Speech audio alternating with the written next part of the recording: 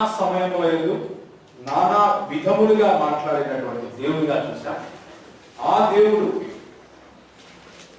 అద్వితీయుడు, ఒకడు, కానీ ఒంటరి వాడు కాదు అన్న విషయం చూసా. ఆ దేవుడి గురించిన ప్రత్యక్షతలు క్రిస్టోఫేనిగా లేకపోతే యేసు జన్మకు ముందు నుంచి కూడా క్రీస్తు చూపిస్తున్నటువంటి ప్రత్యక్షతలను మీకా గ్రంథము 5వ అధ్యాయం 2వ వచనంలో చూసుకున్నాం. దాన్ని రామ్ మోహన్ చెబుతూ ఆ మీకా గ్రంథంలో 5వ అధ్యాయం 2వ వచనంలో తన ప్రత్యక్షతలు పురాతన కాలం నుంచి శాశ్వత కాలం చూపించే ఆ ప్రత్యక్షతలు మరెవరివో కావు, మన ప్రభు అయినటువంటి క్రీస్తు అయినటువంటి యేసువే అన్న విషయం నిన్న మధ్యాహ్నం 2వ సెషన్ లో చెప్పాడు. అదే విషయాన్ని, అదే క్రీస్తుని గురించి యెషయా 48లో మాట్లాడుతూ మనం ఏం చూసుకున్నామంటే, ఆయన ఒకసారి చదవండి 48వ అధ్యాయం యెషయా గ్రంథము 48వ అధ్యాయం ఏమంటున్నాడు?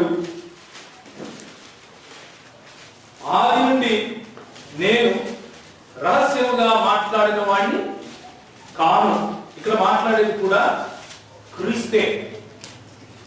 అంటే ఇశ్రాయేలును ఏలబోవాడు బెత్లెహేమ ఎఫ్రాతా నీలో నుంచి రాబోతున్నాడు అని ఎవరి గురించి అయితే చెప్పబడతా ఉందో ఆయన గురించే యెషయా మాట్లాడుతూ ఏమని చెప్తున్నాడంటే, ఆది నుండి నేను రహస్యముగా మాట్లాడిన వాడు కాను, అది పుట్టక ముందు నుంచి నేను అక్కడ ఉన్నవాడను అని చెప్తున్నాడు. అది అంటే ఏంటి? ఇక్కడ ఆది అనే సమయం పుట్టక ముందు నుంచి కూడా నేను అక్కడ ఉన్నవాడను అని క్రీస్తు చెప్పుకుంటున్నాడు. ఆ క్రీస్తును గురించిన కొన్ని ముఖ్యమైన సత్యాలు చూస్తాం. రామోహన్ ఆ క్రీస్తు మరెవరో కాదు, క్రిస్టోఫేనిగా లేకపోతే క్రీస్తు ప్రత్యక్షతలుగా పాత నిబంధన కాలంలో చూపించుకున్నటువంటి ఆ క్రీస్తు ఒకానొక సుదినము మరియ గర్భాన ఎముకలు మాంసము ధరించుకొని ఈ లోకానికి యేసు అనే పేరుతో ఆనాడు మోషేకి ఏ విధంగా అయితే యెహోవా దేవుడు ప్రత్యక్ష గుడారమును నా కొరకు మనఃపూర్వకంగా తెచ్చినటువంటి మీ కానుకలతో నిర్మించండి, అందులో నా మహిమను నేనే అక్కడ నివసిస్తాను, నా ప్రజల చెంత నేను నివాసము చేయునట్లు అని చెప్పాడు. అదే మాటను పరిపూర్ణం చేస్తూ యేసు ప్రభు నిజమైన ప్రత్యక్ష గుడారముగా ఆయన ప్రత్యక్షతలను సంపూర్ణం చేస్తూ ఆయన ప్రత్యక్షతలను ఎప్పటికీ నిర్ధారిస్తూ శరీరుడిగా మన లోకంలోకి భూలోకంలోకి అవతరించాడు. కన్య గర్భంలో ఆయన జన్మించాడు. ఒకసారి కొలసీలకు రాసిన పత్రిక తీయండి. కొలసీలకు రాసిన పత్రిక 2వ అధ్యాయము 9వ వచనం. ఆనాడు మోషేకి ఏ విధంగా అయితే మన ప్రభు యెహోవా దేవుడు చెప్పాడు, ఆ మాటను నెరవేరుస్తూ ప్రత్యక్ష గుడారముగా ఆయన తన శరీరమందు సకల దైవత్వాన్ని తీసుకొని వచ్చాడు. 2వ అధ్యాయము 9వ వచనం. దేవత్వము యొక్క సర్వ పరిపూర్ణత శరీరముగా క్రీస్తునందు నివసించుచున్నది. దేవుడు ప్రత్యక్ష గుడారమందు నివసించాలి అని ఆశపడ్డాడు. ప్రజల మధ్యలో ప్రజలతో నివసించాలి అని ఆశపడ్డాడు.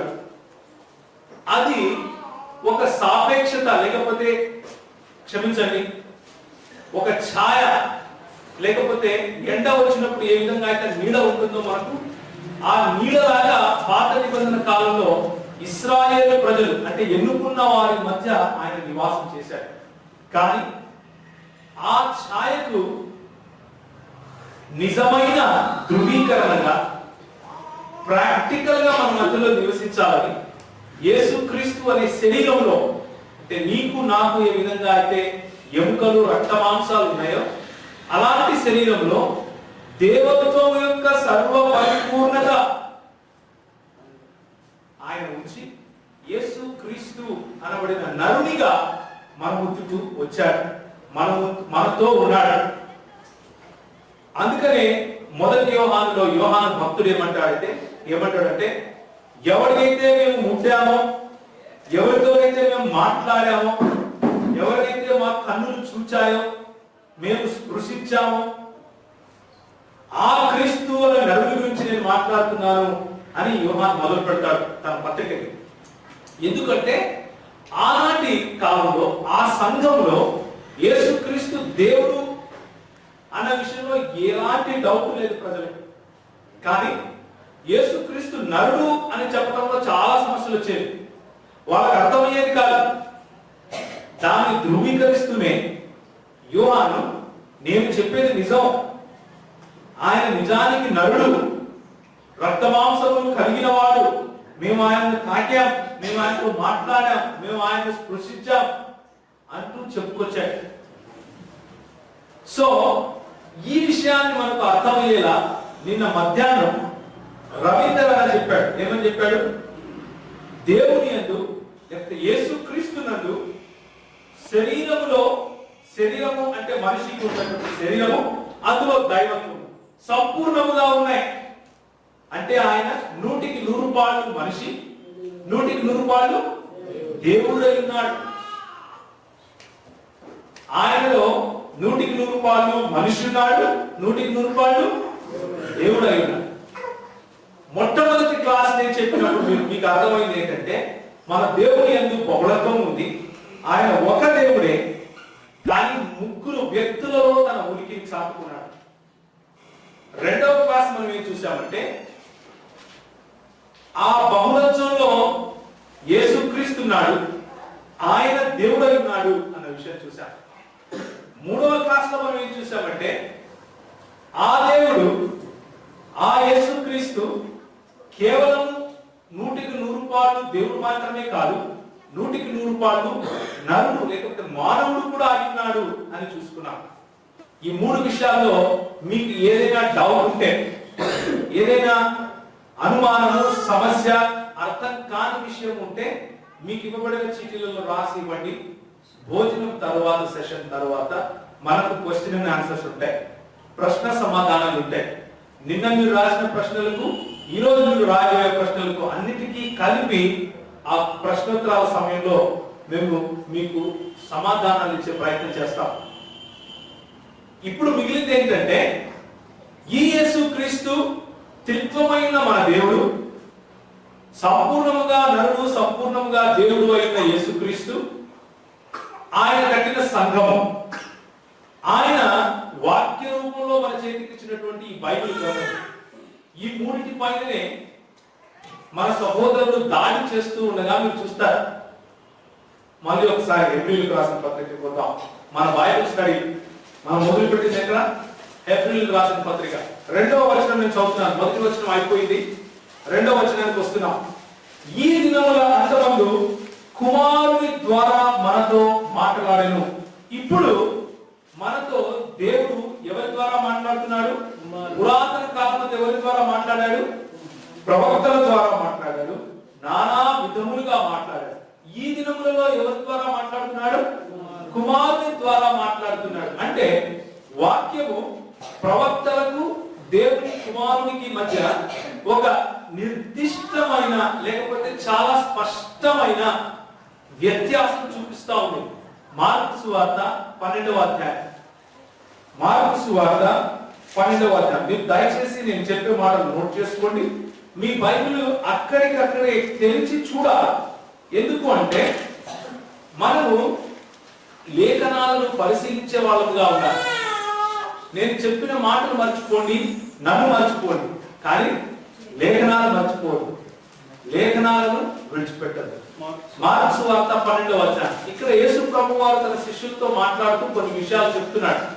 ఏమని చెప్తున్నాడంటే ఉపమాన రీతిగా చెప్తున్నాడు. అంటే ఒక కథలాగా ఆయన శిష్యులకు అర్థమయ్యే విధంగా చెప్తున్నాడు. ఏమనంటే, ఒక మనుషుడు ద్రాక్ష తోటను నాటించి దాని చుట్టూ కంచె వేయించి ద్రాక్షల తొట్టి తొలిపించి గోపురం కట్టించి కాపులకు దానిని గుర్తకిచ్చి దేశాంతరం వెళ్ళిపోయాడు.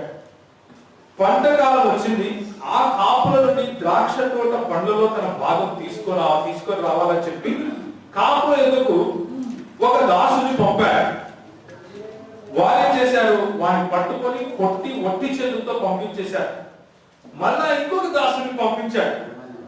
వాడిని అవమానించి గాయాలు పాలు చేసి పంపించేశారు. తరువాత అతను మరొక దాసుని పంపగా వాడిని చంపేశాడు. మళ్ళీ అనేకులను పంపాడు. ఎంతమందిని? అనేకులను పంపగా వారు కొందరిని కొట్టిది, కొందరిని చంపింది. వీళ్ళందరూ ఎవరు? దాసులు. ఆ యజమాని పంపించిన దాసులు. దాసులు అంటే అర్థం ఏంటంటే సేవకులు, లేకపోతే బంట్లు, అంటే పనివారు. అర్థమైంది కదా? పనివారు. ఇప్పుడు దాసులు అన్న మాటకు ఈరోజు మనకు 21వ శతాబ్దంలో ఉన్న అర్థం ఏంటంటే ఎంప్లాయీస్, అంటే జీతానికి పనిచేసేవాడు. కానీ ఈ పుస్తకం రాయబడిన సమయంలో దాసులు అన్న మాటకు అర్థం ఏంటంటే హెబ్రీల సంస్కృతిలో, యూదుల సంస్కృతిలో దాసులు అన్న మాటకు అర్థం ఏంటి అంటే స్లేవ్స్, బానిసలు. అంటే వాళ్ళకంటూ స్వచిత్తం ఉండదు. దేవుని చిత్తము మాత్రమే చేయాలి. పంపించిన వారి చిత్తము మాత్రమే చేయాలి. వాళ్ళ యజమానుడు ఏది కోరుకుంటాడో అదే వాళ్ళ చిత్తం. యజమానుడు కనుక దాసుని కళ్ళు తీసేసి ఆ విధంగా ఉంచుకోవాలి అనుకుంటే ఆయన్ని అలాగే చేయాలి. యజమాని తన దాసుడు ఎప్పుడు గుండు కొట్టించుకొని ఉండాలి అంటే దాసుడు గుండె కొట్టించుకోవాలి. యజమాని కనుక దాసుడు నపుంసకుడు అయిపోవాలి అని చెబితే వాడు నపుంసకుడు అయిపోవాలి. ఇది ఆనాటి సంస్కృతి. కానీ తరువాత ఈ యజమాని ఏం చేశాడంటే అతని ప్రియ కుమారుడు ఒకడు ఉండేది కనుక వాని తన కుమారుని సన్మానించదు అనుకుని తుదకు వారి యొద్దకు అతన్ని పంపించాడు. ఇప్పుడు దాసులందరూ వచ్చారు, బానిసలందరూ వచ్చారు, చూశారు. బానిసలను వీళ్ళు కొట్టి చంపారు. కొందరిని చంపారు, కొంతమందిని అవమానించారు, కొంతమందిని కొట్టారు. ఇదంతా కాదు, కనీసం నా కొడుకును పంపుతాను, నా కొడుకును పంపితే వీళ్ళు గౌరవిస్తారేమో అని చెప్పి చివరికి ఏం చేశాడంట, తన ప్రియ కుమారుని పంపించాడు. చూడండి, ప్రియ కుమారుడు ఒకడు ఉండేది. ఎంతమంది ఉన్నారు కుమారుడు? ఒకడే ఉంది. పంపించాడు. పంపిస్తే అయితే ఆ కాపులు ఇతడు వారసుడు, ఇతని చంపుదము రండి, అప్పుడు స్వాస్థ్యము మనదగునని తమలో తాము చెప్పుకొని వాడిని ఏం చేశారు? పట్టుకొని చంపి ద్రాక్ష తోట వెలుపల పారవేసింది. తిరిగి హెబ్రీయులకు రాసిన పత్రిక 1వ అధ్యాయానికి రండి. ఇప్పుడు మనతో ఎవరి ద్వారా మాట్లాడుతున్నాడు ప్రభు? కుమారుని ద్వారా మాట్లాడుతున్నాడు. ఆ కుమారుడు యోహాను సువార్త 1వ అధ్యాయం 1వ వచనం నుంచి 14వ వచనం వరకు చదివితే మనకి ఏమర్థం అవుతుందంటే, ఆదియందు వాక్యము ఉండెను, వాక్యము దేవుని యొద్ద ఉండెను, వాక్యము దేవుడై ఉండెను అని చెబుతూ వచ్చి ఆ వాక్యము 14వ వచనంలో ఏముందంటే, ఆ వాక్యము శరీరధారి అయిన కృపా సత్య సంపూర్ణుడిగా మన మధ్య నివసించెను అని.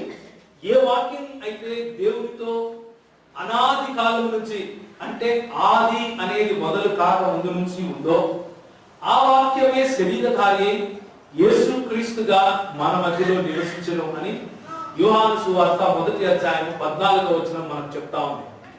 ఆ వాక్యం ఎవరైతే శరీరధారి అయి వచ్చాడో ఆయన గురించి వివరిస్తూ 3వ వచనం ఏం చెప్తా ఉందంటే, అదే యోహాను 1వ అధ్యాయంలో, కలిగి ఉన్నదేదియు ఆయన లేకుండా కలగలేదు, ఆయనలో జీవము ఉండెను, ఆ జీవము మనుషులకు వెలుగైందెను అని ఉంది. అంటే ఆయన సృష్టికర్తగా వాక్యం గుర్తిస్తూ ఉంది. ఎవరైతే శరీరధారి అయి వచ్చాడో ఆయన ద్వారానే అన్ని కలిగాయి.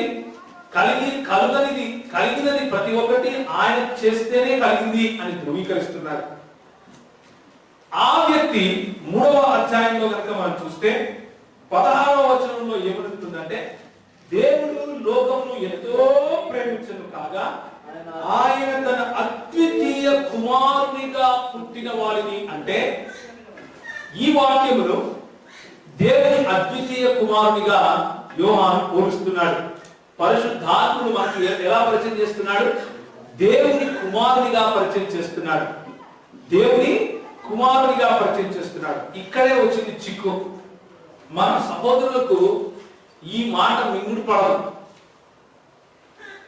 మన సహోదరులకు ఈ మాట మింగుడు పడదు. కుమారుడేంటి?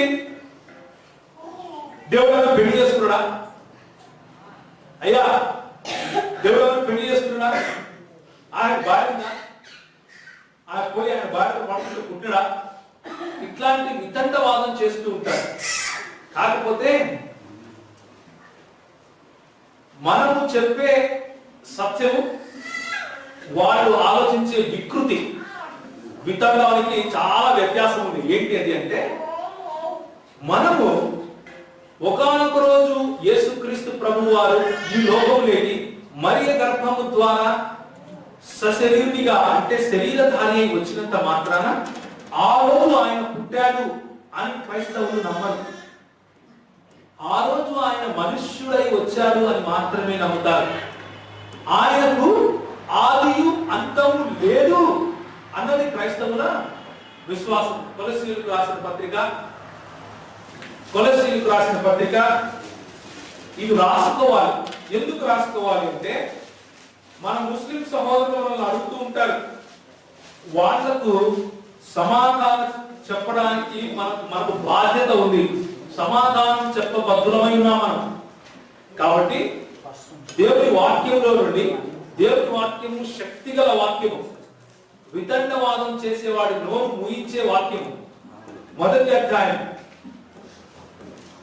ఆయన అదృశ్య దేవుని 15వ వచనం, అదృశ్య దేవుని స్వరూపి అయి సర్వ సృష్టికి ఆది సంభూతుడై ఉన్నాడు.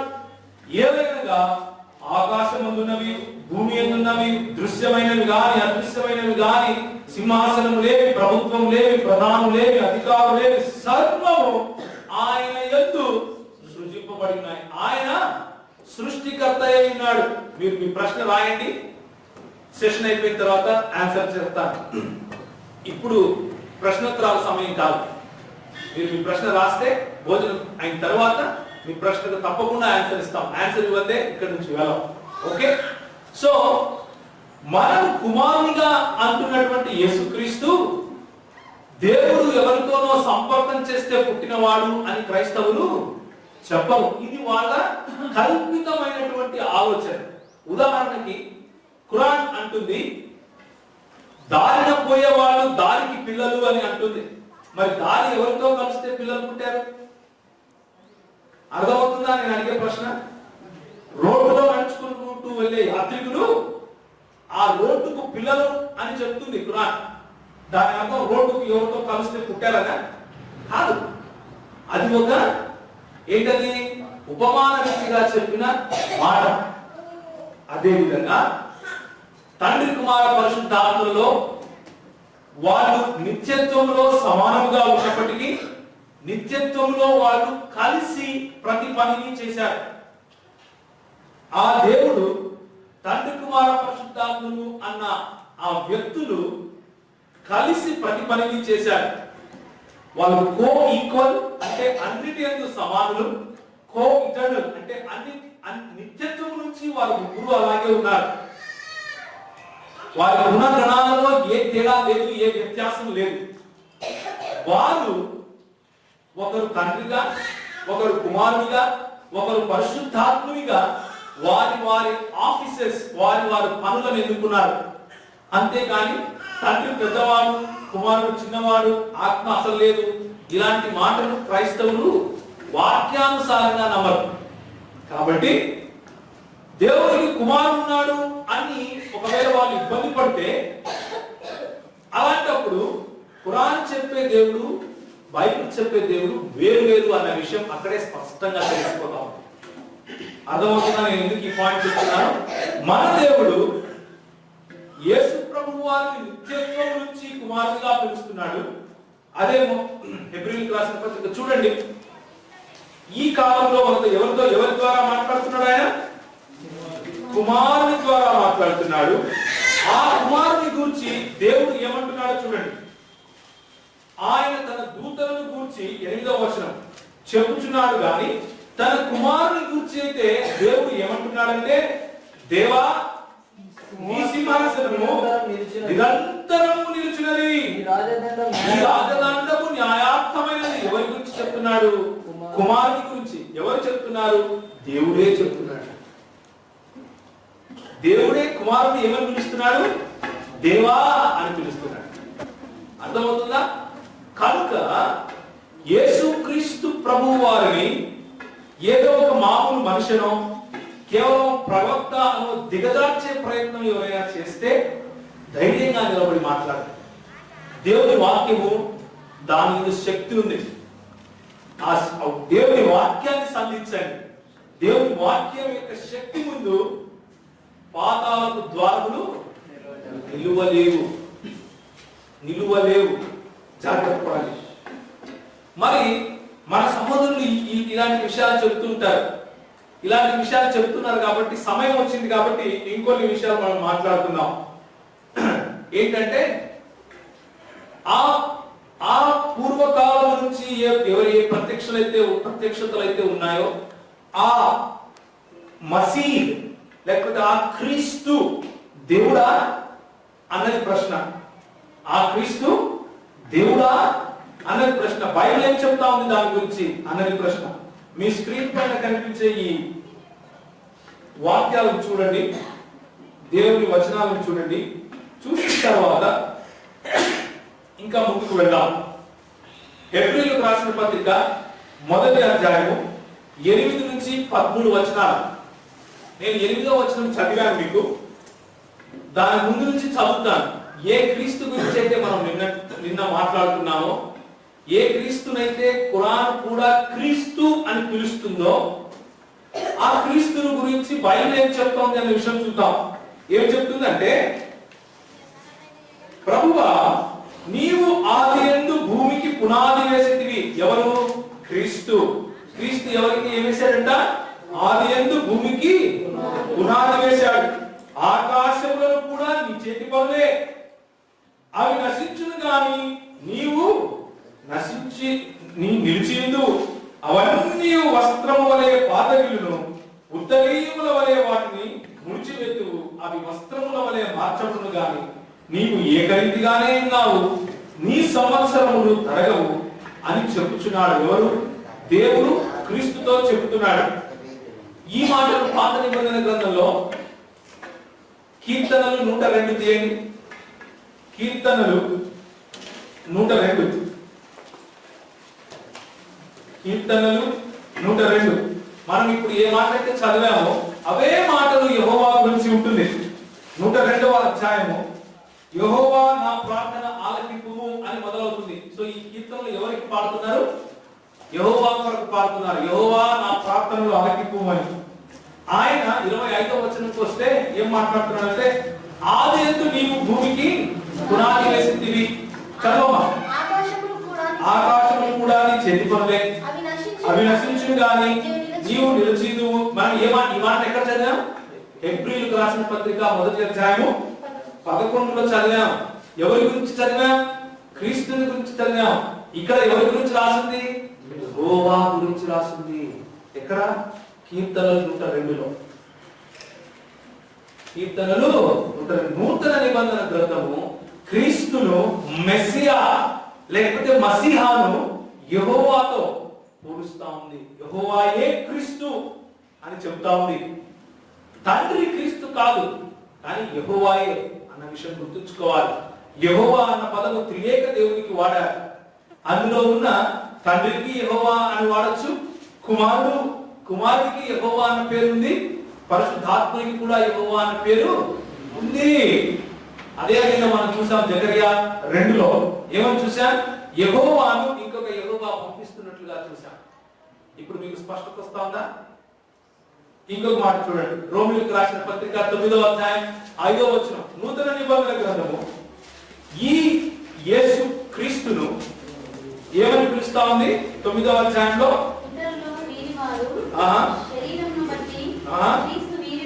శరీరమును బట్టి క్రీస్తు. ఏ క్రీస్తు? ఎవరినైతే ఖురాన్ యేసు క్రీస్తుగా, ఈసా అలైహిస్సలాం, ఈసా అల్ మసీహ్ అని పిలుస్తున్నారో ఆ క్రీస్తు ఎవరైతే పుట్టాడు? యూదులైతే పుట్టాడు. ఓకే, చదవండి. 5వ వచనం. ఈయన సర్వాధికారి అయిన దేవుడై ఉండి నిరంతరము స్తోత్రార్హుడై ఉన్నాడు. ఎవరు? క్రీస్తు. ఆమె చెప్పండి. హల్లెలూయా. ఎవరు నిరంతరము స్తోత్రార్హుడై ఉన్నాడు? యేసు క్రీస్తు. ఎవరినైతే ఖురాన్ ఏమని పిలుస్తా ఉంది?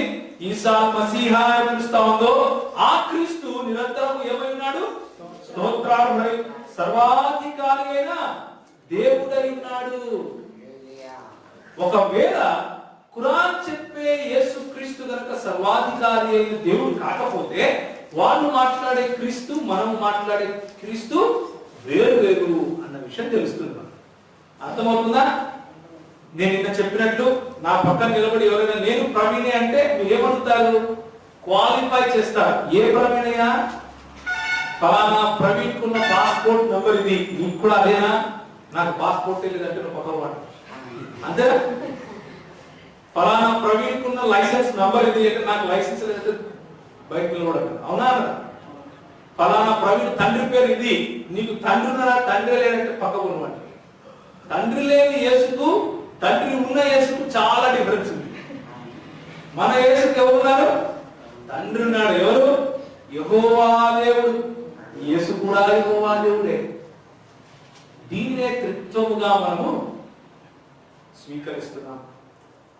కాబట్టి దారిపోయే ప్రతివాడు వచ్చి వారికి ఉన్నటువంటి ఆలోచన తీసుకొచ్చి బైబిల్ పైన రుద్దాలి అని ఆలోచిస్తే సమస్య లేదు. మన వాక్యం సజీవమైన వాక్యం. ఈ రోజు మనతో స్పష్టంగా మాట్లాడుతుంది. నెక్స్ట్ వచనం తీతుకు రాసిన పత్రిక 2వ అధ్యాయం. మహాదేవుడును, అతడు మహాదేవుడును, మన రక్షకుడునైన యేసుక్రీస్తు. ఎవరు యేసుక్రీస్తు? మహాదేవుడు, మన రక్షకుడు యేసుక్రీస్తు.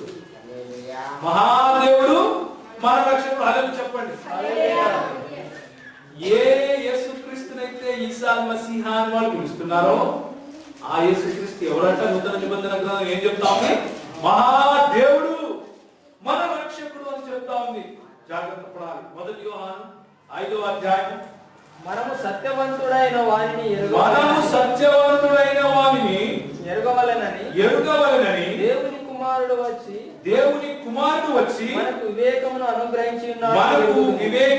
అనుగ్రహించి ఉన్నాడు అని ఎరుగుదుము. మనము దేవుని కుమారుడైన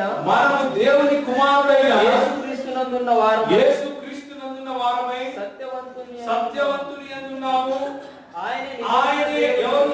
ఆయన ఈ యేసుక్రీస్తు. ఆయనే నిజమైన దేవుడును, నిత్య జీవమును అయినాడు. అందుకని ఆయన బల్ల దుక్కి చెప్తాడు, నేనే పునరుత్థానమును జీవమును. హల్లెలూయా. నేనే మార్గమును సత్యమును జీవమును. హల్లెలూయా. అబ్రహాము నన్ను చూసి సంతోషించాడు. ఐఎమ్ అంటాడు, నేను ఉన్నవాడను అంటాడు. ఈ యేసుక్రీస్తు నిజమైన దేవుడైన ఇప్పుడు ఈ నిజమైన దేవుడు అయినటువంటి యేసుక్రీస్తును వాళ్ళకు ఇంకొక మాట మింగుడు పడదు. ఏంటంటే ఈ యేసుక్రీస్తు మరి దేవుడైతే శిలువలో చనిపోయాడంటే మీరు దేవుడు ఎక్కడ చనిపోతారా అంటే మనలో కూడా భయం అవుతుంది. అవును కదా, దేవుడు ఎక్కడ చనిపోతారా? ఎవరున్నారా ఇక్కడ అంటారు? దేవుడు ఎక్కడ చనిపోతారా అని వాళ్ళు టోపులు పెట్టుకొని మాట్లాడేస్తే గడ్డాలు ఉంచుకొని మీరు అప్ప అవును కదా, దేవుడు చనిపోరు కదా.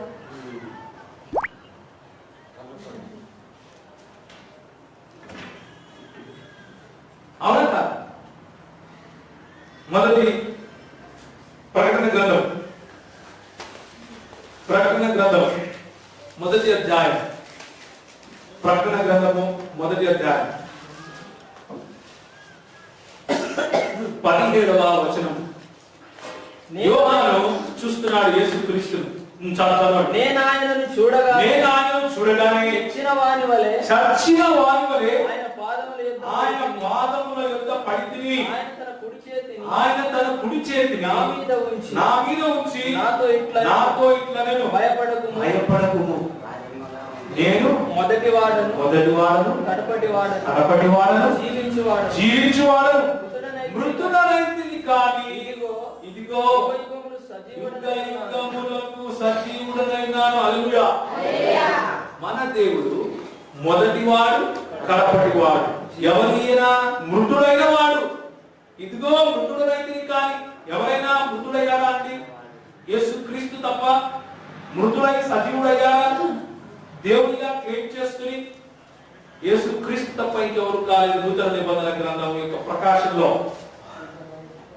మరి ఇదే మాటను ఖురాన్లో తీసుకెళ్లి అల్లాహ్ ఆపాదించాడు. ఏమని? అల్లాహ్ ఏమంటున్నాడంటే నేనే మొదటి వాడిని కడపటి వాడిని అంటున్నాడు.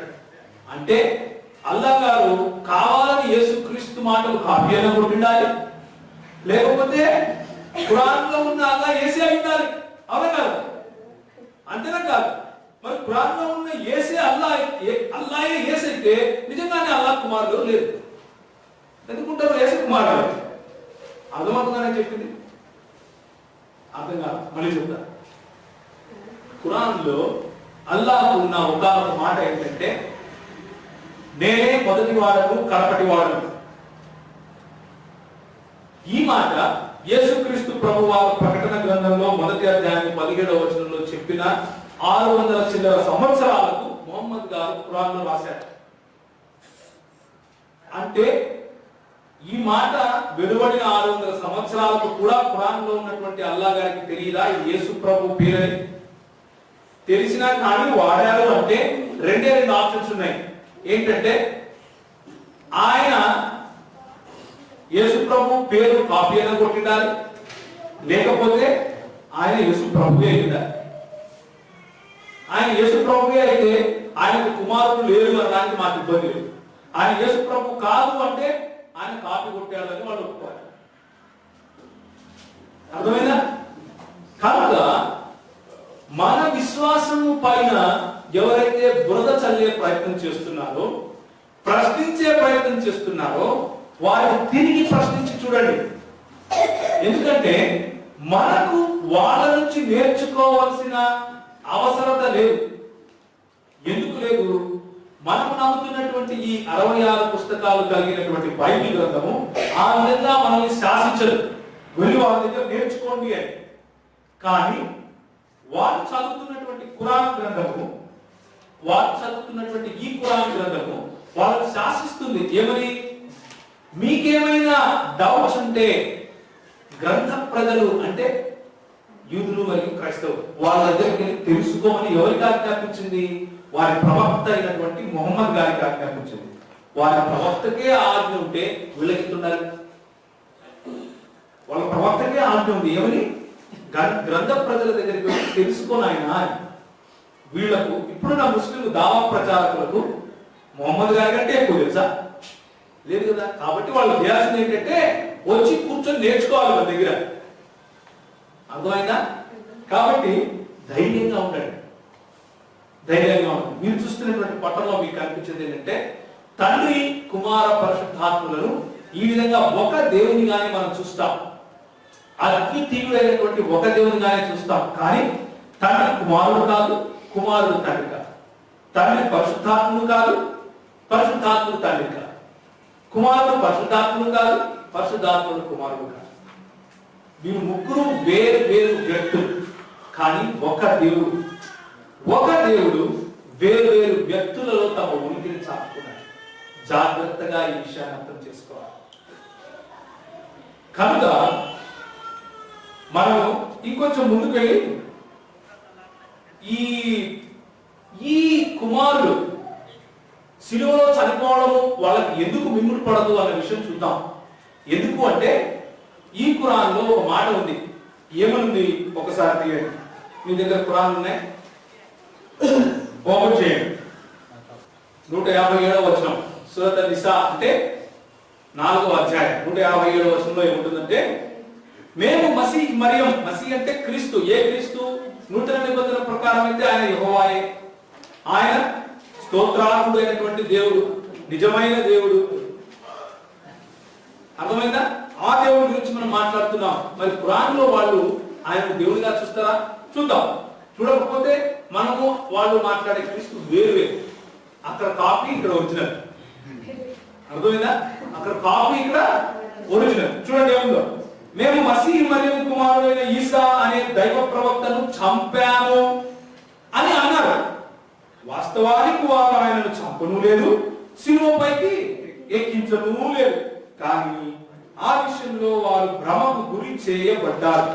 ఈ విషయం గురించి అభిప్రాయ భేదం వ్యక్తం చేసిన వారు కూడా సందేహానికి లోనయ్యారు. సో ఈ వాక్యం ఏం చెప్తా ఉందంటే, వాళ్ళు ఈ దేవుని కుమారుడు అని నూతన నిబంధన గ్రంథం ఎవరి గురించి అయితే చెప్తా ఉందో, కుమారుడు అన్నది వాళ్ళకి మిగుడు పడదు, వదిలేద్దాం. దేవుడు అని క్రీస్తును దేవుడిగానే క్రైస్తవులు పలుకుతున్నారు, అది వాళ్ళకి మిగుడు పడదు, అది కూడా పక్కన పెట్టేద్దాం. అయినప్పటికీ ఖురాన్ ఏం చెప్తా ఉందంటే, మరియం కుమారుడైన మసీని అంటే క్రీస్తును వారు చంపాము అని అన్నారు. నిజానికి వారు ఆయన చంపను లేదు, శిలువపైకి ఎక్కించను లేదు. వారు ఆ విధంగా భ్రమకు గురి చేయబడ్డారు. ఏమయ్యారు? భ్రమకు గురి చేయబడ్డారు. ఇప్పుడు మనకు కొన్ని ప్రశ్నలు ఉన్నాయి. ఏంటంటే, యూదులు అంటున్నారు ఆ మాట ఏమని? మరియం కుమారుడైన మసీహ్ని మేము చంపాము అని. యూదులు ఏనాడు యేసును మసీహ్గా లేకపోతే క్రీస్తుగా అంగీకరించలేదు. ఈ విషయం కూడా అలాగే. ఏనాడు యూదులు క్రీస్తును లేకపోతే యేసును క్రీస్తుగా అంగీకరించలేదు. అందుకనే వాళ్ళు ఆయన చంపారు. వీళ్ళేమంటున్నారు? ఆ మసీహ్ని చంపారు అని మేము అని వాళ్ళు అంటున్నారంట. వాళ్ళు ఎందుకంటారు? వాళ్ళు నమ్మలేదు కాబట్టి చంపారు. నంబర్ 1. రెండవ ప్రశ్న, వారు ఆయనను చంపను లేదు, శిలువపైకి ఎక్కించను లేదు. కరెక్టే, దాంట్లో ఇబ్బంది ఏముంది? యూదులు చంపలేదు. యేసు ప్రభు ఏమన్నాడు? నా ప్రాణమును నేనే పెడతాను, నేనే వెనక్కి తీసుకుంటాను అన్నాడు. ఎవరికి దమ్ము లేదు ఆయన నన్ను చంపడానికి? నేనే నా ప్రాణాన్ని పెడతాను, నేనే వెనక్కి తీసుకుంటాను అన్నాడు. నేను వచ్చింది అందుకు అంటున్నారు ఆయన. వాళ్ళు చంపలేదు, నిజమే. ఉదాహరణకి మనం ఇక్కడ ఉన్నాం అనుకోండి, గడ్డ పెట్టుకొని, టోపు పెట్టుకొని, కోట్ వేసుకుని ఆయన దావా చేస్తుంటారు కదా ముస్లిం ప్రచారకులు. వాళ్ళలో ఆయన వచ్చాడు గన్ పట్టుకొని, నేను మహాత్మా గాంధీని చంపాను అంటాడు. మనం ఏమంటాం? భ్రమకు గురి చేయబడ్డాడు, వీడు నిశ్చయంగా ఆయన్ను చంపలేదంటాం. అంత మాత్రం మహాత్మా గాంధీ చనిపోలేదా? చనిపోయాడు.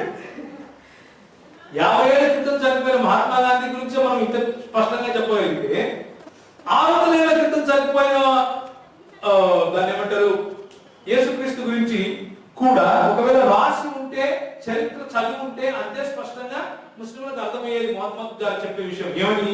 యూదులు చంపలేదు. నిజమే, యూదులు చంపలేదు. వాళ్ళు అనుకున్నారంటే చంపామని. నిజానికి ఆయనే స్వతహాగా చనిపోయాడు. ఆయనే స్వతహాగా తన ప్రాణం పెట్టాడు. ఎందుకు? తన రక్తంతో మనల్ని కొనటానికి, కడగటానికి, మనల్ని పరలోక భాగస్వాములుగా చేయటానికి. రెండో ప్రశ్న, వారు ఆయనను చంపను లేదు, శిలువపైకి ఎక్కించను లేదు, కేవలం వారు భ్రమకు గురి చేయబడ్డారు. ఎవరు గురి చేశారు?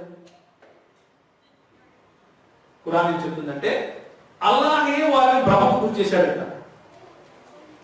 మరి అల్లాహ్ భ్రమకు గురి చేశాడు కాబట్టి మీరు నేను ఏమయ్యాం? క్రైస్తవులు అయ్యాం. అంతేనే కాదు, మీరు నేను ఏమయ్యాం? క్రైస్తవులు అయ్యాం. మనం క్రైస్తవులు అయ్యి ఖురాన్ ప్రకారం షిర్క్ చేస్తున్నాం. షిర్క్ అంటే ఏంటి? The greatest sin. అంటే అతి పెద్ద పాపం చేస్తున్నాం. అతి పెద్ద పాపం చేయడం వల్ల మనం ఎక్కడికి వెళ్తాం? నరకానికి వెళ్తాం. ఎవరి కారణంగా? అల్లా కారణంగా. అల్లా కనుక ఆ రోజు బ్రహ్మకు గురి చేయకుండా ఉంటే మనం క్రైస్తవులు అయ్యేవాళ్ళం కాదు, నరకానికి పోయేవాళ్ళం కాదు. ఆ విషయం కూడా తెలుసు ఎలా కాదు మరి. ప్రశ్న 3.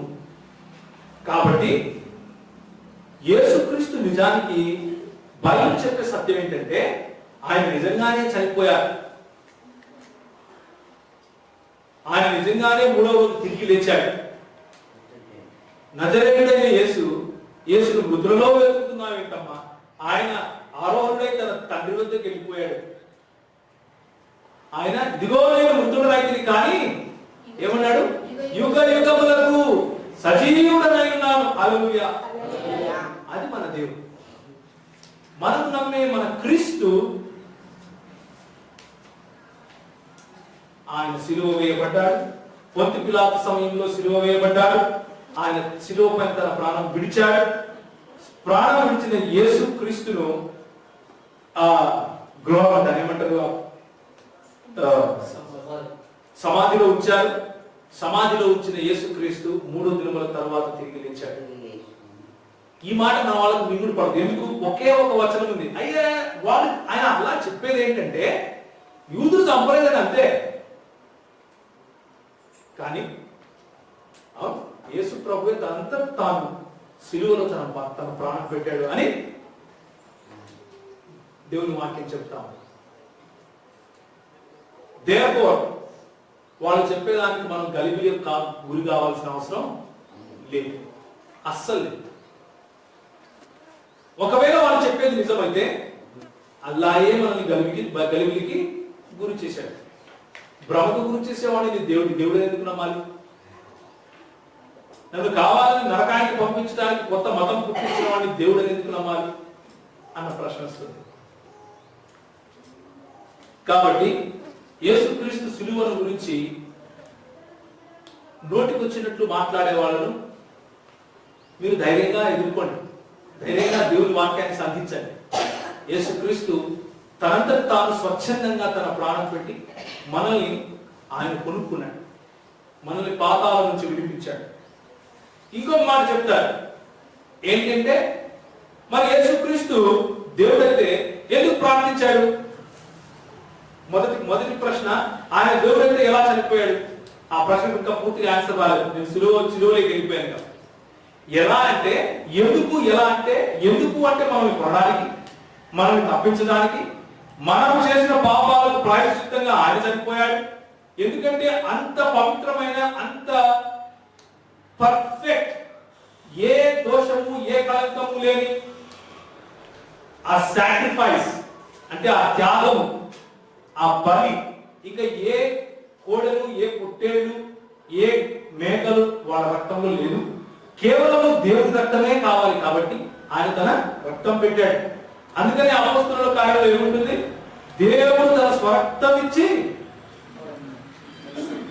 సంపాదించిన సంఘం. దేవుడే స్వరక్తం ఇచ్చాడు. యెహోవా జన్మ పొడిచారు, తండ్రి దేవుడి జన్మ పొడిచారని రక్తం ఇచ్చాడు ఆయన. యేసు ప్రభు ఇచ్చాడు. కనుకనే ఆయన దేవుడు. దేవుడు తన స్వరక్తం ఇచ్చి అని చెప్పినప్పుడు ఎవరు స్వరక్తం ఇచ్చారు అని చూస్తే యేసు ప్రభువే ఇచ్చాడు. కనుక ఆయన చనిపోయాడు అన్నమాట నిజం, వాస్తవం. చనిపోతే మరి ఆ 3 రోజులు ఆయన చనిపోయి సమాధిలో ఉన్న 3 రోజులు ఎవరు భూలోకాన్ని పాలించారు అన్న ప్రశ్నేసి వాళ్ళు నవ్వుకుంటారు. అబ్బా చూసారా వాళ్ళు ఇంట్లో పెట్టేశారు. త్రిత్వాన్ని నమ్మే మనకు ఏ ఇరుకు లేదు, ఏ ఇరుకు లేదు. ఎందుకు? తండ్రి కుమార పరిశుద్ధాత్ములుగా దేవుడు తన ఉనికిని చాటుకున్నాడు. మరణము అన్న దాని ముందు మనం నిర్వచించుకోవాలి. మరణము అంటే సంపూర్ణంగా ఉనికిని కోల్పోవడం కాదు. బైబిల్ చెప్పే మరణం వేరు, బైబిల్ చెప్పే మరణం 2 ఉన్నాయి. ఒకటి శరీరాన్ని తనువు చాలించడం. శరీరాన్ని చాలించడం అంటే భూలోకం పైన అందరికీ కనిపించే విధంగా రక్త మాంసములు కలిగి ఉండకుండా ఆత్మ ఆ శరీరాన్ని విడిచిపెడితే దాన్ని ఏమంటాం మనం? శారీరక మరణం అంటాం, తనువు చాలించటము అంటాం. ఇంకొక మరణం ఉంది, అదేంటి? ఆత్మలు మరణిస్తాయి. ఎప్పుడు?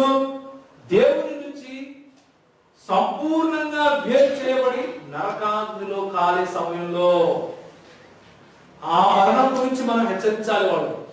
అయ్యా చచ్చిపోతావయ్యా, యేసు ప్రభు నీకోసం ప్రాణం పెట్టాడు, నువ్వు చచ్చిపోకుండా ఉండాలని ఆయన ప్రాణం పెట్టాడు అని పిలవండి. వారిని ఆహ్వానించండి, ప్రభు విందులోకి ఆహ్వానించండి. భయపడద్దు, ఆహ్వానించండి. ఈ దేవుడు ఏమంటాడంటే ఆయన తను చాలించినంత మాత్రాన ఉనికిని మొత్తం కోల్పోయిన దేవుడు కాదు. ఆయన ఉనికిలోనే ఉన్నాడు, స్పష్టంగా ఆయన ఉనికిలోనే ఉన్నాడు. ఉనికిలో ఉంటూ తన శరీరాన్ని సైతం పునరుత్థానం చేసుకుని 3వ దినం వచ్చాడు. ఆయన తను సాధించిన సమయంలో తండ్రి మరియు పరిశుద్ధాత్ములు ఈ లోకాన్ని నడిపిస్తూనే ఉన్నారు. హల్లెలూయా.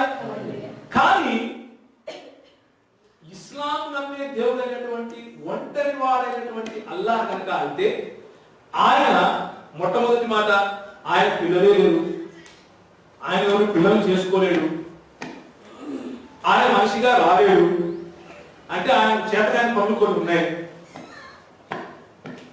ఆయన వచ్చినా కానీ చచ్చిపోతే ఇప్పుడు ప్రపంచం మొత్తం దేవుడు లేని ప్రపంచంగా మారిపోతుంది.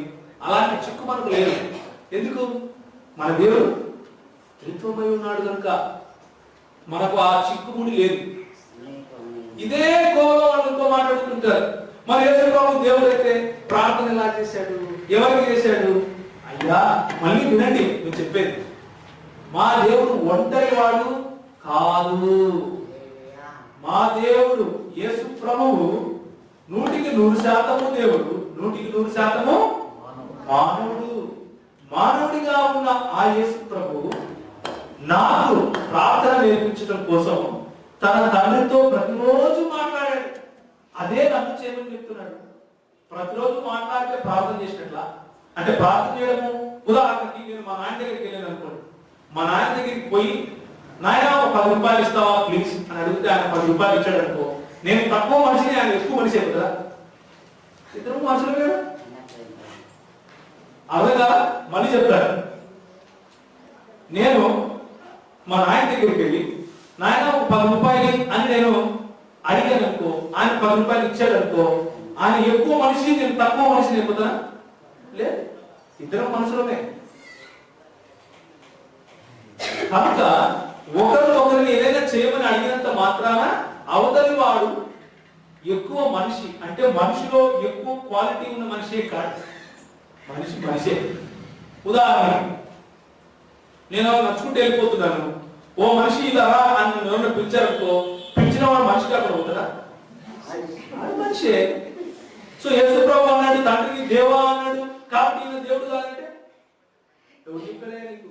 మరి కొడుకు దేవా అని అట్లా ఎబ్రిల్ రాసిన పత్రిక 1వ అధ్యాయం 8వ వచనంలో దేవాది సింహాసనం అంటే ఆయన దేవుడు కాదు. ఎప్పుడు దీన్ని ఏమంటారంటే కుతర్కము అంటారు, అంటే బుద్ధిహీనత, అర్థం కాని బుద్ధిహీనత. అర్థమవుతుందా? ఈయన చాలా గొప్ప మనిషి అండి అని నేను పొగిడాను అనుకోండి, నేను తక్కువ మనిషి అయిపోతారా? ఇది ఎక్కడ తక్కువైనా? ఆయన గొప్ప మనిషి అన్నప్పుడు ఆయన కాంటెక్స్ట్ గురించి, ఆయన సందర్భం గురించి మాట్లాడుతున్నాం. ఆయన నా గురించి మాట్లాడినప్పుడు నన్ను అంటాడు ఈయన ఇంకా గొప్ప మనిషి అండి అంటాడు. అంతే, చాలా సింపుల్. ఇది అర్థం కాక చూసావా యేసు ప్రభు తండ్రి పట్టుకుని నాకు దేవుడు ఉన్నాడు అన్నాడు. యేసు ప్రభు కూడా దేవుడు ఉన్నాడంటే యేసు ప్రభు దేవుడు కాదని కదా? అలా కాదు నాన్న. అది ఎప్పుడు మా దేవుడు మీ దేవుడి లాగా ఒంటరి వాడైతే కరెక్ట్, కానీ మా దేవుడు ఒంటరి వాడు కాదు. ఆయన సమూహంలో ఐక్యతగా నివసించే దేవుడు. తన ఉనికిని సమూహమందు ఏకత్వముగా చాటుకున్నాడు. ఒక దేవుడు 3 వ్యక్తులుగా చాటుకున్నారు. వినటయ్యా ఒకసారి మేమేం నమ్ముతాము, మేమేం నమ్మాలో కూడా వినే చెప్తారా అని అడగండి. ఇది మా విశ్వాసం. వినండి, ఇది లేఖనానుసారమైన విశ్వాసం. మీ విశ్వాసం తీసుకొని వచ్చి మా మీద రుద్దకండి అని చెప్పండి. ఇంకొక మాట అడుగుతారు, ఏమని అడుగుతారంటే మరి యేసు ప్రభు దేవుడు అయితే నేనే దేవుడిని ఎక్కడ చెప్పుకున్నాడు? చెప్పండి, నేనే దేవుడిని ఎక్కడ చెప్పుకున్నాడు అని అడుగుతారు. అంటే అన్నింటి ఒకరుగా ఎట్లా? యేసు ప్రభువే చెప్పాలి, నేనే దేవుడిని చెప్పుకోవాలి, అప్పుడు మాత్రమే నేను నమ్ముతాను అని అనేవాళ్ళు కూడా మీకు దొరికారు ఎప్పుడన్నా? దొరుకుంటారు గ్యారెంటీ. ఇదే వాళ్ళ ఫేవరెట్ క్వశ్చన్. ఇది సేమ్ క్వశ్చన్ వాళ్ళకి ఇద్దాం. Same to same question. ఏమని? యేసు ప్రభు నేను దేవుడు కాదు, నన్ను ఆరాధించద్దండి అని ఎక్కడ చెప్తున్నాడా? ఏమైనా చెప్పండి, ఎక్కడ చెప్పుకున్నాడా? మికాయా చెప్పాడా? చెప్పాడు. ఆయన ముందు దానియేలు దాని సాగిల పడితే ఎవరు వద్దు నేను కాదు దేవుడిని అన్నాడు. అన్నాడా లేదు? వేరే వేరే ప్రవక్తలు అన్నారు, దేవదూతలు అన్నారు, యేసు ప్రభు అన్నారు, అనలేదు. ఆయన ముందు తోమ పడి సాగిల పడి ప్రభువా దేవా అంటే ఏమన్నా లేనేనా ఏం కాదు. ప్రకటన 1వ అధ్యాయము 18వ వచనం, నేను మొదటివాడను, కడపటివాడను, జీవించువాడను. చాలు. ఏ మాటనైతే అల్లాహ్ మాట కొట్టాడో ఆ మాటను చూపించినా నీకు అర్థం కావట్లేదా? యేసు చెప్పుకున్నాడని నేను దేవుడిని అని మీరు అడగండి. ఇంకొక మాట, పోనీ ఎవరైనా 10 సార్లు నేనే దేవుడిని చెప్పుకుంటే నువ్వు నమ్మేస్తావా? నమ్మవు. అట్లా నమ్మాలంటే బొచ్చు పెంచుకున్న వాళ్ళు, గుండు పెట్టుకున్న చాలా మంది నమ్మేట. దేవుడు నమ్ము, అట్లా నమ్మవు. ఎందుకు ఇది అంటే మోసం చేయడానికి, మోసపూరితమైన ప్రశ్న అంతే. లేఖనం చూపిస్తేనేమో కాదంటారు. పోనీ లేఖనం చూపిద్దాం రాండి. యోహాను సువార్త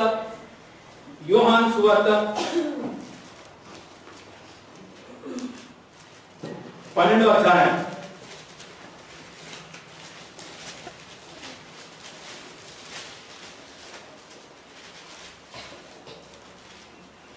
యోహాను సువార్త 12వ అధ్యాయం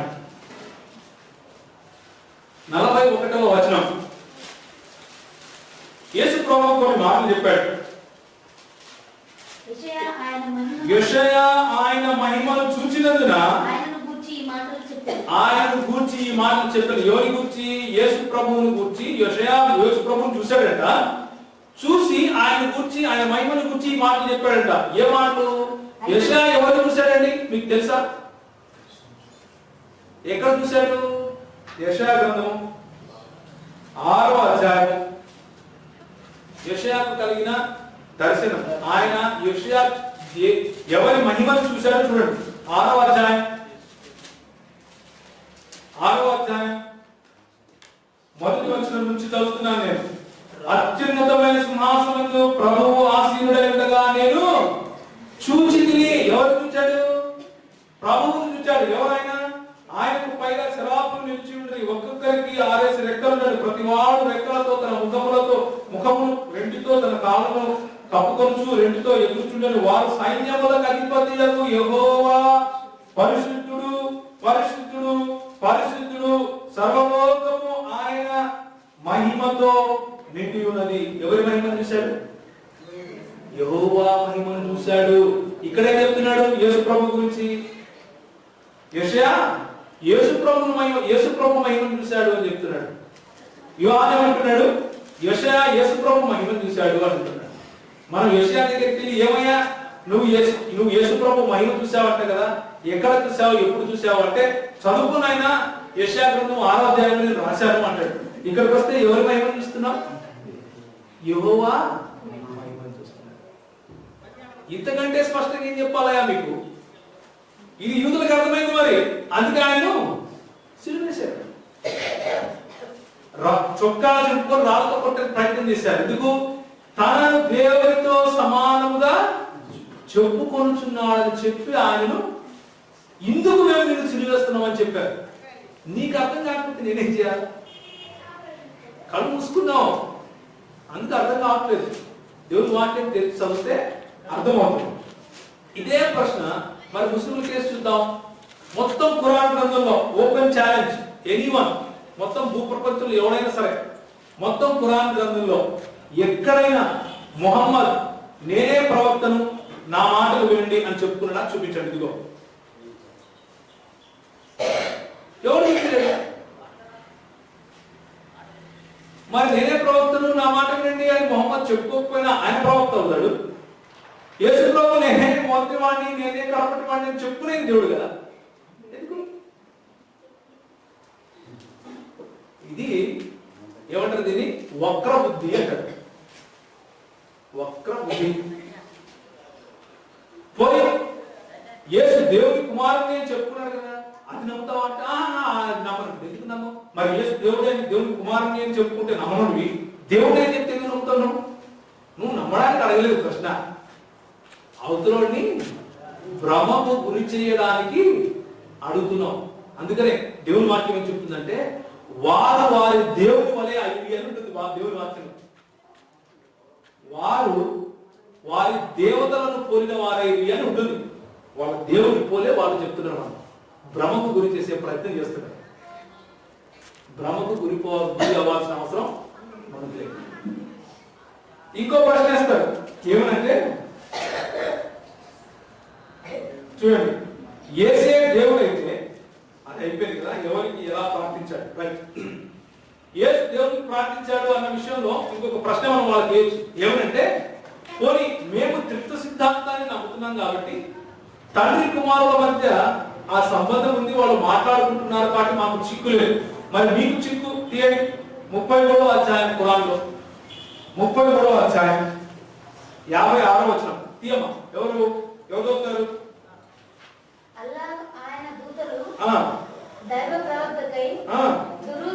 దూతలు పంపుతున్నారు అంటే ప్రార్థనలు. ఎవరికి ప్రార్థిస్తున్నాడు ఇప్పుడు? అల్లా. అర్థం కదా? అల్లా మరియు ఆయన దేవతలు ఇద్దరు ఎవరి కోసం? ప్రవక్త పైన ప్రార్థనలు పంపుతున్నారు. అక్కడ వాడిన పదం సవాల్ అంటే ప్రార్థిస్తున్నారు. ఎవరికి ప్రార్థిస్తున్నారు వీళ్ళు? ఇదే 43 చదవండి. 43 వారికి శాంతి చదవండి. విశ్వసించిన మానవులారా, అల్లాహ్ను అత్యధికంగా స్మరించండి. ఉదయం సాయంత్రం ఆయన పవిత్రతను కొనియాడుతూ ఉండండి. ఆయనే మీపై కరుణ చూపేవాడు. ఆయన దూతలు మీ కొరకు కారుణ్యానికై ప్రార్థనలు చేస్తారు. ఇక్కడ ప్రార్థనలు అన్న పదము, అక్కడ దూతలు అన్నప్పుడు వాడి పదం ఒకటే. అల్లా చేస్తేనేమో ఆశీర్వాదాలు అంట, దూతలు చేస్తేనేమో ప్రార్థనలు అంట. ఎందుకు? పెట్టడం కోసం. అంటే వారి సొంత గ్రంథాన్ని కూడా సరిగ్గా తర్జుమా చేసుకోలేని పరిస్థితి. ఎందుకు? అల్లా ప్రార్థన చేస్తున్నాడంటే అందరూ చెప్పలేం కదా ఎవరికి చేస్తున్నాడు అని. కాబట్టి టక్కని ఆశీర్వాదాలు అయిపోతాయి. మనకు అయిపోతుందా? లేదు, దేవుని వాక్యం ఉన్నట్టుగా మనం చెప్తాం. ఎందుకు? మన దేవుడు త్రియేకుడై ఉన్నాడు. వాళ్ళ నడుమ మంచిగా ప్రార్థనలు ఉంటాయి. ఒకరినొకరు ఆరాధించుకుంటారు, ఒకరినొకరు ప్రేమించుకుంటారు, ఒకరినొకరు పొగుడుకుంటారు. దేవాది సింహాసనము అని యెహోవాయే యేసుక్రీస్తుతో మాట్లాడతారు. రాత్రి ఇంకా చీకటిగానే ఉండగానే ప్రభు వెళ్ళి ప్రార్థిస్తాడు. ఎందుకు? వాళ్ళ మధ్య అవినాభావమైన సంబంధం ఉంది. ఇదే అల్లా ప్రార్థించడం 2వ సూర 157వ వచనంలో కూడా చూస్తారు. ఓకే, ఇప్పుడు మనం వాళ్ళకి 3 ప్రశ్నలు వేశాం. ఒకటి, మా యేసు ప్రభు ప్రార్థిస్తే మీకు సమస్య అయిపోయింది, కానీ మాకు సమస్య లేదు. మరి మీ అల్లా ప్రార్థిస్తే మీకు సమస్య లేదా? మా యేసు ప్రభు దేవుడిని చెప్పుకోలేదు అన్నది మీ అభియోగం, చెప్పుకున్నాడని మీరు చూపించాం, కానీ మీకు సమస్య అంటున్నారు. మరి మొహమ్మద్ గారు మీరు ప్రవక్త అని ఎక్కడ చెప్పుకున్నారు ఖురాన్లో? ఈ 2 ప్రశ్నలు అడిగి చూడండి. వాళ్ళ జన్మల సమాధానం చెప్పారు. ఇంకో మాట, వాళ్ళు ఈ మాట చెప్పొచ్చు. మొహమ్మద్ చెప్పుకోవడం ఏంటండి? దేవుడు అల్లాగానే స్వయంగా చెప్పారు ఈయన ప్రవక్త అని. ఆ విధంగా అయితే దేవుడు 100 సార్లు చెప్పాడు యేసు ప్రభు దేవుడు అని. ఒప్పుకుంటారా? అందుకనే మన వాక్యం ఏం చెప్తా ఉంది? వారు వారి దేవతలను పోలిన వారే. మన దేవుడు ఎస్ అంటే ఎస్, నో అంటే మనం అట్లే ఉంటాం. మనకు మభ్య పెట్టే అవసరం లేదు, అవతలి వాడిని మోసం చేసే అవసరం లేదు. ముఖ్యం.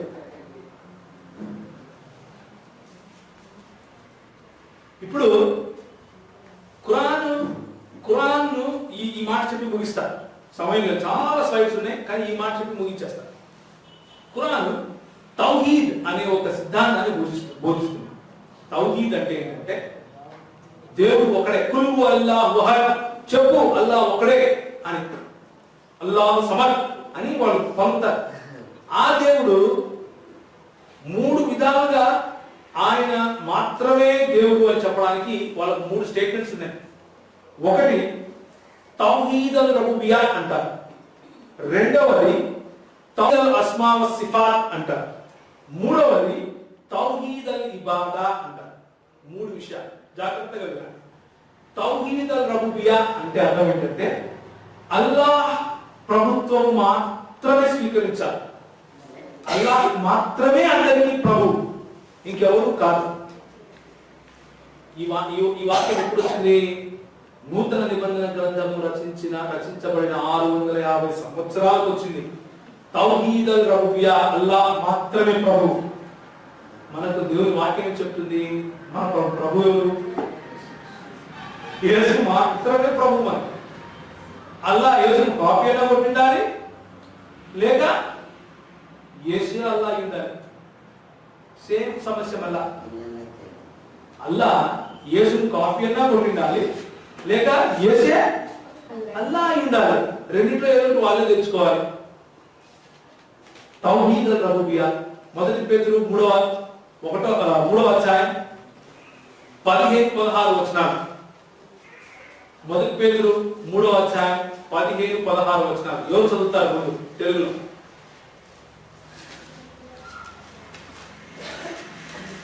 తీరా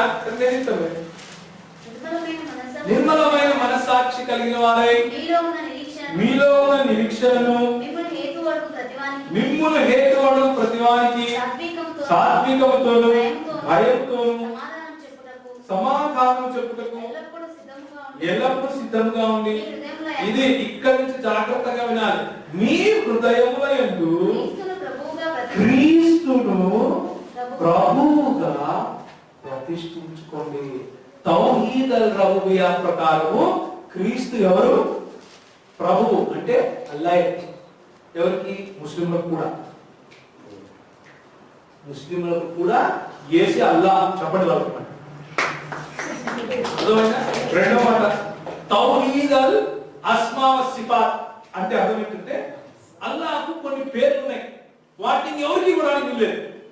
ఉదాహరణకి అల్ గఫూర్, అల్ గఫార్, ఆయన బిగినింగ్, ఆయన ఎండ్, ఇట్లాంటివి. ఆయన తప్ప ఇంకెవరికి ఆ గుణలక్షణాలు ఇవ్వడానికి వీల్లేదు. అలా ఇస్తే అది షిర్క్, అంటే అలా ఇస్తే అది పాపం.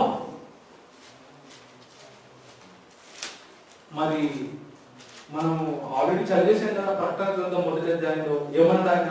నేనే మొదటి వాడిని కడపటి వాడిని. ఎవరన్నారు? యేసు ప్రభు.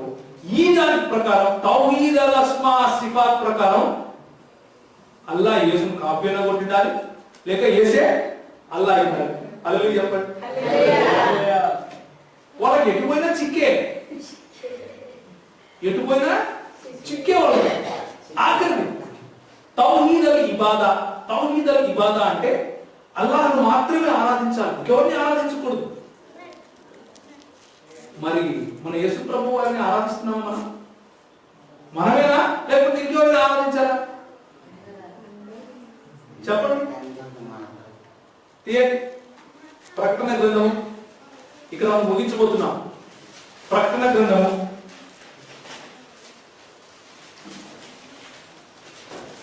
5వ అధ్యాయం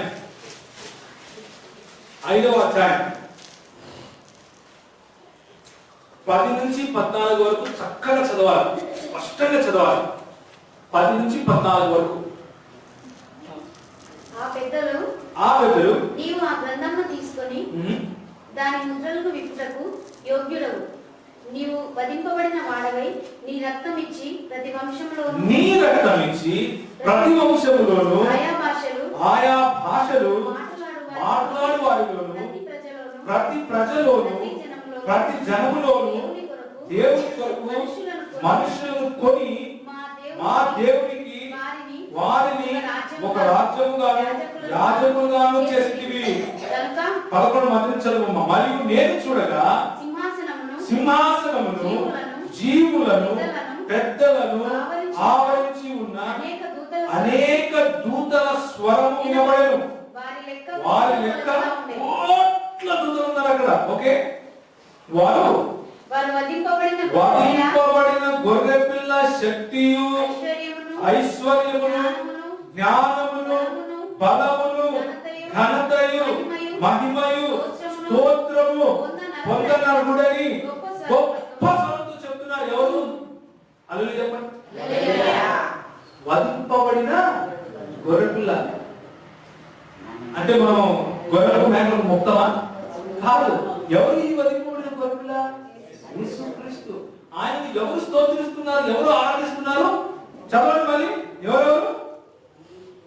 లెక్కకు మించిన కోట్ల కొలదిగా ఉన్న దూతలు, ఏమన్నా అక్కడ ఉన్న పెద్దలు, సింహాసనము అన్ని కలిపి ఏమంటున్నాయి? ఐశ్వర్యము, జ్ఞానము, బలము, ఘనత, మహిమ, స్తోత్రము పొందనబడని వధింపబడిన గొర్రె పిల్లను ఆరాధిస్తున్నారు. ఏం చేస్తున్నారు? ఆరాధిస్తున్నారు. ఇంకా దానికి ఏం చదవమా? అంతటా పరలోకమందును భూలోకమందును భూమి క్రిందను సముద్రములో ఉన్న ప్రతి సృష్టము సింహాసనాసీనుడై ఉన్న వారికి గొర్రె పిల్లకును స్తోత్రమును ఘనతయు మహిమయు ప్రభావమును యుగ యుగములు కలుగును గాక అని చెప్పుట వింటిని. హల్లెలూయా. తౌహీదల్ ఇబాదా కూడా అల్లా ఏం చేశాడు? యేసు ప్రభు దగ్గర కాపీ అన్నా కొట్టిండాలి, లేక యేసు అల్లా అయిందా? అర్థమైందా? తౌహీదల్ రబూబియా, యేసే అల్లా. వాళ్ళ ప్రకారం మనకి అల్లా అవసరం లేదు. మనకి యేసు యేసే, ఆయనే దేవుడు. మనకి తౌహీదల్ అస్మా వ సిఫాత్, ఆయన గుణలక్షణాలు యేసు కలిగి ఉన్నాడు. అల్లా ఈయనను కాపీన కొట్టిండాలి, లేక ఈయనే అల్లా అయిండాలి. తౌహీదల్ ఇబాదా, ఆయనకు మాత్రమే ఆరాధన లభించాలంటున్నారు. ఎవరు? ముస్లింలు. కాబట్టి వాళ్ళని ఆరాధించాలంటున్నారు. ఆ దేవుడు, బైబిల్లో ఉన్న దేవుడు ఒకడైన వాళ్ళే అంటున్నారు. అయితే బైబిల్లో ఉన్న దేవుడు ఆరాధనలు ఏ దేవుడికి చెందుతా ఉన్నాయి? యేసు ప్రభువుకు చెందుతా ఉన్నాయి. కనుక వారు పెట్టుకున్న కొలబద్ద ప్రకారం కూడా యేసు ప్రభువే దేవుడు, యేసు ప్రభువే సృష్టికర్త. అందుకనే ఆదికాండములో క్షమించండి, అందుకనే దేవుడు ఆజ్ఞలు ఇచ్చినప్పుడు నేను తప్ప మీకు వేరొక దేవుడు రాదు అని చెప్పిన తర్వాత క్వాలిఫై చేసినాడు. ఎక్కడ? ఆకాశమందును, భూమి యందును, నీళ్లలో, పాకే జంతువుల్లో, ఎగిరే పక్షుల్లో, ఈదాడే చేపలను ఏ సృష్టము కూడా నీకు ఏ ఆకారం కూడా నీకు నువ్వు చేసుకోకూడదు. దాని బొమ్మను చేసుకుని నువ్వు ఆరాధించకూడదు. అవే మాటలు మనం చదివినప్పుడు ఏమని చదివినాం? ఆకాశమందును, భూమి యందును ప్రతి సృష్టము ఎవరిని ఆరాధించింది? సింహాసనాసీనుడైన వారికి గొర్రె పిల్లకును స్తోత్రము యుగ యుగములకు కలుగును గాక అని ఆరాధించింది. హల్లెలూయా. దేవునికి స్తోత్రం కలుగును గాక. తలలో ఉంచుకుంటే ప్రార్థన చేసుకున్నాం.